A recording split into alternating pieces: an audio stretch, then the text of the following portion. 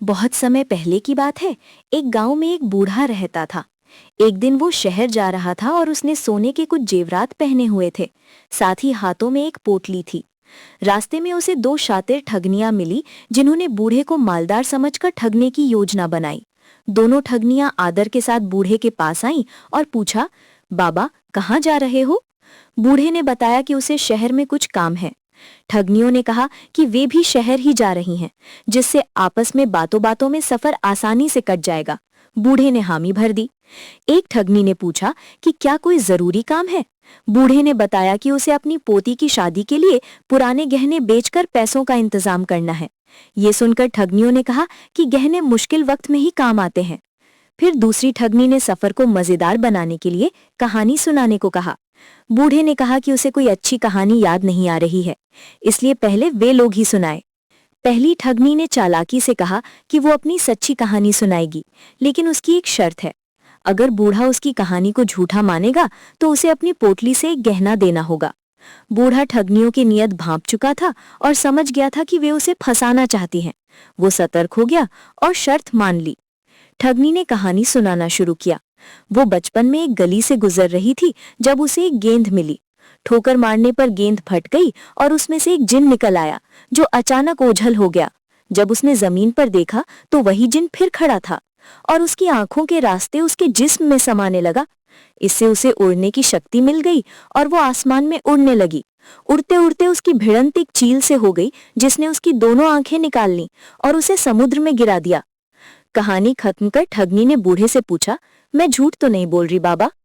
बूढ़े ने मुस्कुराकर कहा, नहीं बेटी, तुम बिल्कुल सच बोल रही हो। जिंदगी में ऐसे अजीबोगरीब हालात का सामना करना पड़ सकता है।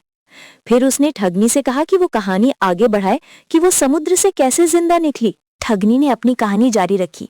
जैसे ही वो समुद्र में गिरी, उसे लगा कि उसका कद बढ़ता जा रहा है।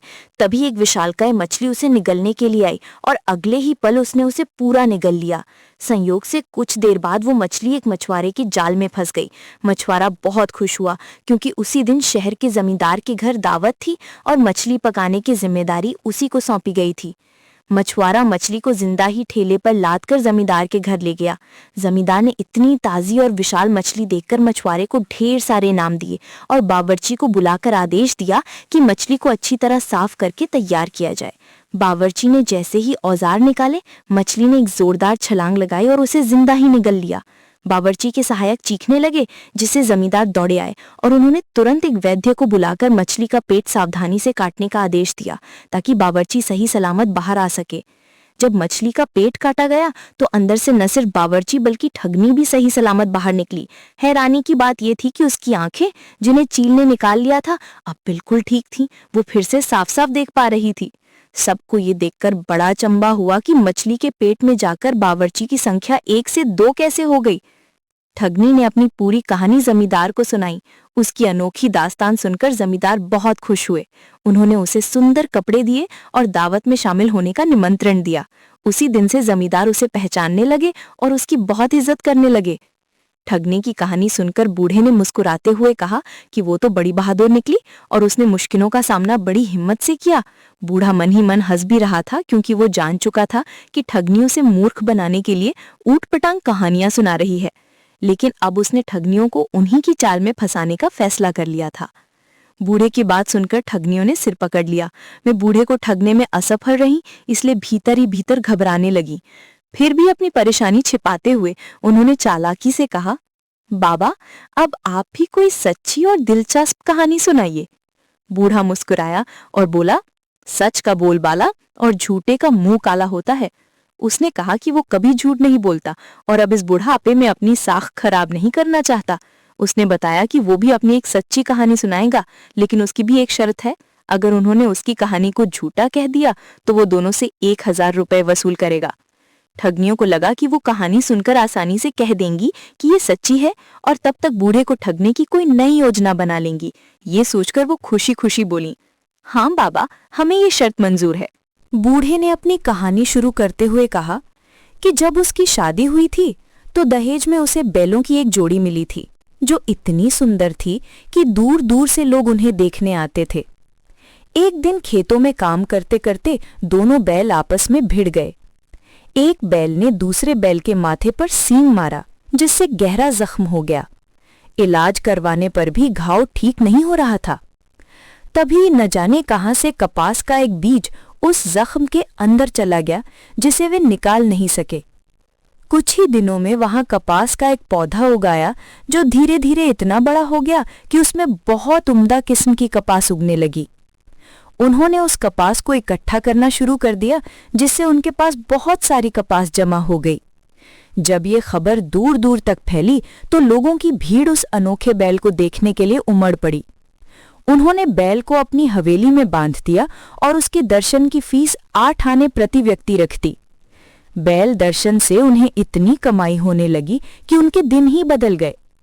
उनके पास इतना पैसा जमा हो गया कि उन्होंने कई औरतों को रुई धुनने पर लगा दिया, चरखों पर सूत काटना शुरू करवा दिया और बुनकरों से कपड़ा तैयार करवाने लगे।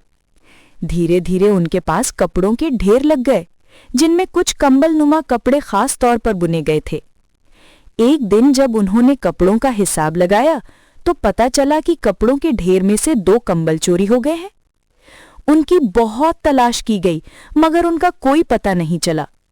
इतना कहकर बूढ़े ने ठगिनियों की ओर गहरी नजर से देखा और बोला, भगवान झूठ न बुलवाए, आज मेरे वे दोनों कंबल मिल गए हैं। इस पर ठगिनियां आश्चर्यचकित होकर बोली, बाबा, वे दोनों कंबल आपको कहाँ मिले? बूढ़े ने दोनों ठगिनियों से कहा, मेरे वे दोनों कंबल तुम दोनों ने ओढ़ रखे हैं, शराफत से उन्हें वापस कर दो। बूढ़े की ये बात सुनकर दोनों ठगिनियां सन्न रह गईं।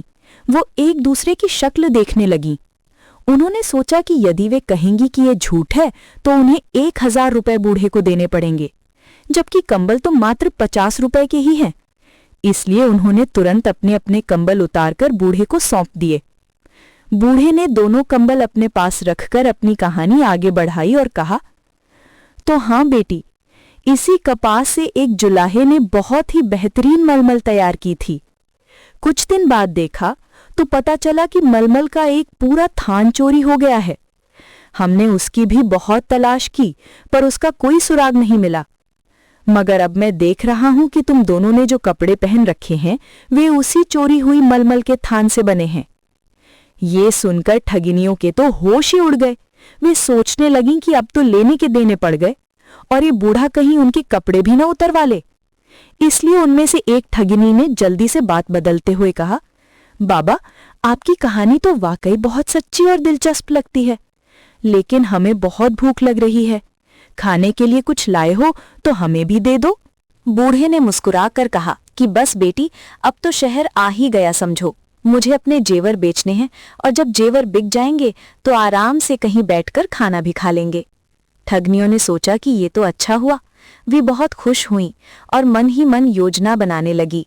अच्छा बूढ़े, तुम अपने जेवर तो बेच लो, फिर देखना कि हम तुम्हें कैसे बेवकूफ बनाते हैं। कुछ ही देर में वे तीनों शहर पहुंच गए।